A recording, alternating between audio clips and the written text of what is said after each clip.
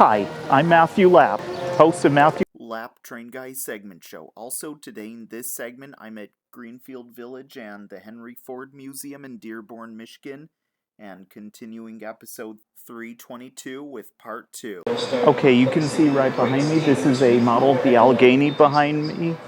This is it. Looks like probably Lionel model, I think. And also there are buttons right here. This is the 1601 and the real 1601 is behind me. So here's the button to whistle and button to bell. And that's how it's done. What you see right behind me is the Pullman Fairlane. The Pullman Fairlane was built by Pullman in 1921 and is an observation lounge car. Henry and Claire Ford found it increasingly difficult to travel with any degree of privacy. They purchased a private rail car and named it Fairlane. Also, Henry Ford made an arrangement with the Pullman Company to build this specifically designed railroad car for his long-distance travel needs. The car has a spacious sleeping quarter for 8 people, an elegant dining room, a fully supplied kitchen, and it even has an observation lounge area. Also, the interior was designed by Sidney Houghton of London, England. Henry and Claire Ford made over 400 trips using Fairlane before selling the car in 1942. It was sold to the St. Louis Southwestern Railroad that year, and it gained the number 5 for that railroad. Also, the car has a number which is 800,019 as well, which it had that number for service as a private car on Amtrak. Then later, it was retired and was then acquired by the Henry Ford Museum in Dearborn, Michigan, where it is today. In 2020, it was moved out of the building and briefly rolled on the Greenfield Village tracks. Then in 2022, it was moved back into the museum building. Today, it can be found on display in the train exhibit area in the building as well.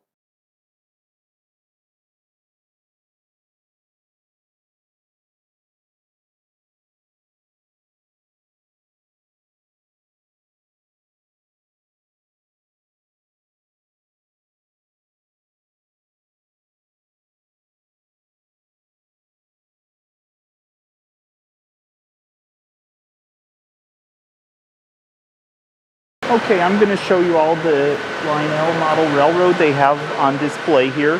I'll get behind the camera and show you all around, so here we go. Okay, so here I go showing you the model railroad display they have here. There's Thomas going on a section of rails. Those look like old-style Lionel tracks. Look at how well detailed that is. That looks like Slink from Toy Story, and that's the model of the Alleghany, and the real one is right there. The real 1601. That one has the same number. Look at how cool and elevated this track is. Isn't it well detailed or what? Pretty cool how they put this together. Yeah, I like how they have this all displayed here. Okay, you could see in these 2 cases right here, that looks like a model of a 440 from the Pennsylvania Railroad. And let's see what it is. It's an 1860 era, and in this case, this is a multiple unit Lackawanna passenger car, and also these are 2 of them, plural actually. And those twin, and behind it, on the other side of it, is the model of the President Washington. And it's 5300. The real one can be, or the original one, I don't know if this is live stream, but this model, the 4501, the prototype, is actually at the Baltimore and Ohio Museum in Baltimore, Maryland. What you see right behind me is Norfolk and Western 25802. Norfolk and Western 28502 was likely built in 1966 and is a hopper car. This car spent many years being used on mixed traffic trains or on a train with hopper cars and hauled many different types of cargo, such as rocks, coal, gravel, rubble, and many different types of cargo may have hauled many years ago. Then, in 1982, the Southern Railroad and Norfolk and Western Railroad merged to become the Norfolk Southern Railroad, and this car was then likely used by that railroad and likely had this number for that railroad as well. Then it was retired and was then moved to Greenfield Village in Dearborn, Michigan, where it is seen today, and sometimes it rolls on the village tracks as well. What you see right behind me is Union Tank Line 1328. Union Tank Line 1328 was built by Union Tank Line in 1937 and is a three-dome tanker car. It was used to haul liquids such as fuel or oil or chemicals many years ago. Also, the car was built to hold a total of 3,380 gallons for a total of 10,140 gallons, and it was once used on freight trains like it might have been on a mixed freight train and even a line of tanker cars many years ago.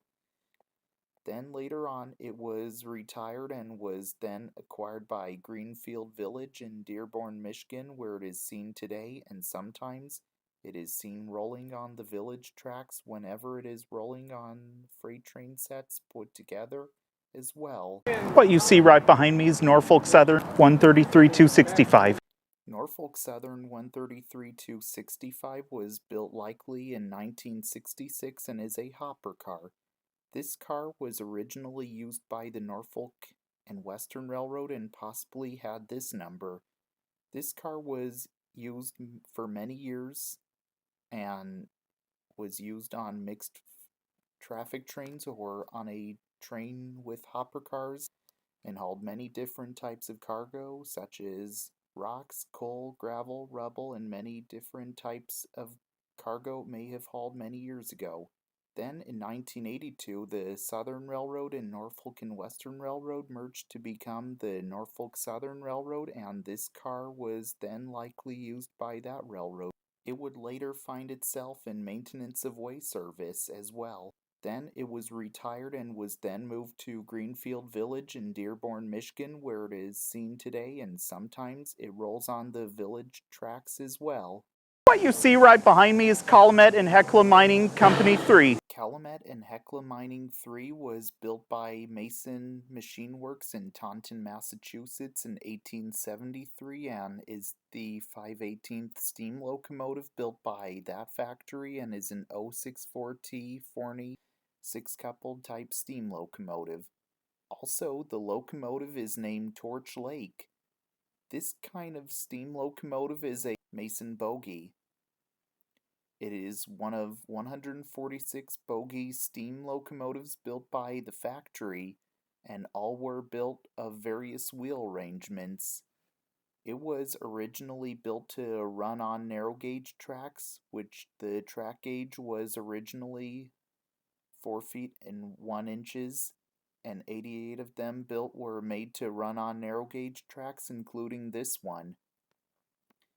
This locomotive was originally used for the Hecla and Torch Lake Railroad in Calumet, Michigan, and has always had this number. It was built with a diamond smokestack and would later have a straight stack during its mining career. It even had a cowcatcher at some point and would later have footboards. Then later it was transferred to the Calumet and Hecla Consolidated Copper in Amique, Michigan, and again kept the number. It was involved in a roundhouse fire in 1887 that severely damaged it and several other locomotives owned by the Calumet and Hecla Mining Company. It is so amazing that this locomotive survived in one piece after World War II.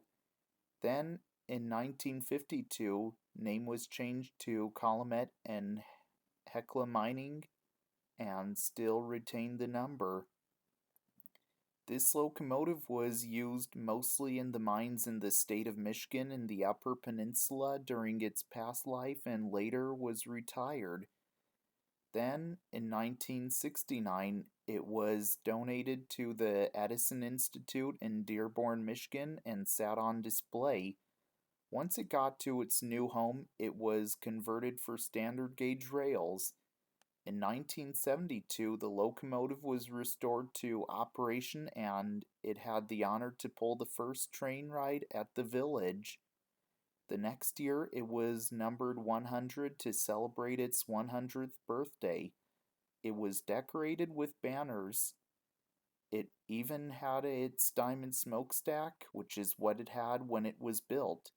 At one point, the locomotive wore the cowcatcher for some years and would eventually wear its footboards again. In 1997, it went under a major overhaul and returned to service in 2002.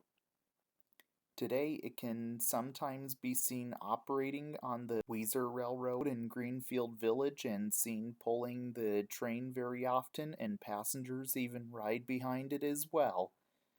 Also today, this locomotive is the last surviving Mason bogie locomotive left in the world today.